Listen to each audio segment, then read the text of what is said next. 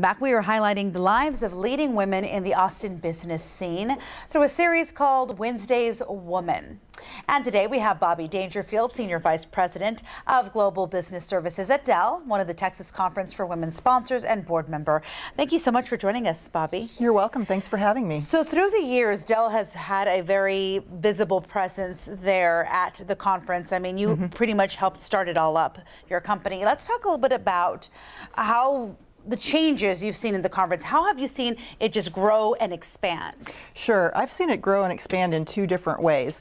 The first is just the sheer number of attendees and the time it takes to sell out. Oh, wow. So we have a completely sold out conference this year, yes, which is absolutely amazing and exciting. But, you know, imagine 7,000 women in one place, you know, all ages, you know, all walks of life, coming together to network and get advice and just learn from each other. And then the second thing is the number of men that are actually participating now. So I can remember counting on one hand a number of years ago the number of men that actually attended, and now men are actually visible in the conference and in the conversation. Now you hold a very big technology job and role, and you were highly integral in Dell's integration with EMC. So what's the best piece of advice that you can share from your experience on contemplating such a big career change, maybe a merger? What kind of advice would you like to share? Sure. You know, I think the most important advice I ever received in my career, and I passed it on to my 24-year-old daughter just a couple of years ago when she was entering the workforce,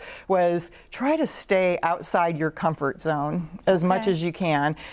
Because if you're outside your comfort zone, that's when you know you're really growing and stretching yourself and learning new things. So let's talk about mentoring. You were mentored, right? And yes. You had do you still have a mentor, by the way? I do. Oh, that's interesting. So I feel like you should always continue to get that advice and everything. But as far as this mentor encouraged you early on in your career to get your MBA, to take those big leaps, what kind of advice do you have for men and women out there that are trying to seek having a mentor, seeking mentors? You know, I think there's a couple of things about mentorship. Number one, find somebody who you kind of trust and respect, because it'll be a lot easier to take their advice. Also find somebody who you can build a relationship and have some rapport with. And for me, I also mentor a lot of men and women. And, you know, I always learn as much from the relationship with my mentees as maybe more than what they get from me.